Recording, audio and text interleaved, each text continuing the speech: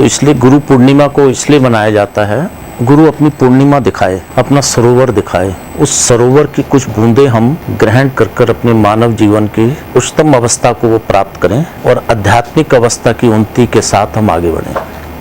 समुद्र मंथन में भी अमृत कलश के लिए भगदड़ मच गई थी, देव और दानवों ने भी अमृत कलश के लिए हाथापाई,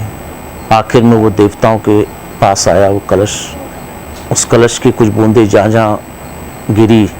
वो कुंभ कहलाया। तो पूर्णिमा में भी गुरु के सरोवर को अपने अंदर लेने की कला को, उस अमृत की सरोवर की बूंदों को अपने अंदर लेने की कला को कुंभ कहते हैं। अमृत कलश यानी गुरु जो अंदर अमृत समान सरोवर है, वो उनका कि उस वर्चस्व को वो अपने कलश में लेकर बैठे हुए हैं और तुम्हारा प्रेम और भक्ति और समर्पण और श्रद्धा के कारण उस रस को पीना, वो पूर्णिमा है।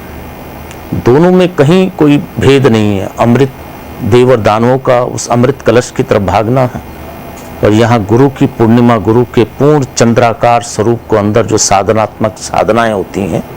जो उन्होंने गहन अंदर समाहित करी होती हैं, उसको श्रद्धा और प्रेम के साथ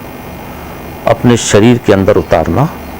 इसी को व्यास पूर्णिमा कहते हैं। गुरु पूर्णिमा पूर्ण एकाकार की स्थिति जिस व्यक्ति के पास होती है, वो गुरु जिसके पास पूर्ण एकाकार की स्थिति होती है, जैसे गुरुदेव डॉक्टर नारायण दत्त श्रीमाली, उनके अंदर से उस अमृत समान सरोवर से बूंदे निकालना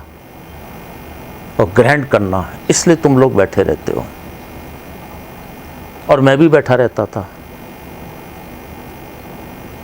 तुम कोई अनोखे नहीं हो, मैंने भी तुम्हारी तरह ऐसी यात्राएं करी हैं।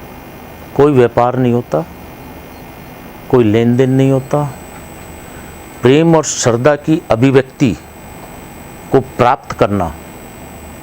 जिसमें जितनी क्षमता होती है, वो अपने गुरु के संसर्ग के द्वारा, गुरु के प्रेम के द्वारा, गुरु के साथ जुड़ने के द्वारा, गुरु के अमृत वचनों को घूट घूट कर पीने के द्वारा,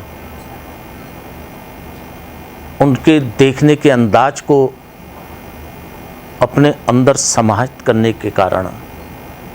उनके स्पर्श के कारण, उनके मुस्कुराने के कारण, उनके चलने के कारण, यही पूर्णिमा होती है। और यही पूर्णिमा बाद में दीक्षा में बदल जाती है। शब्द जब निकलते हैं,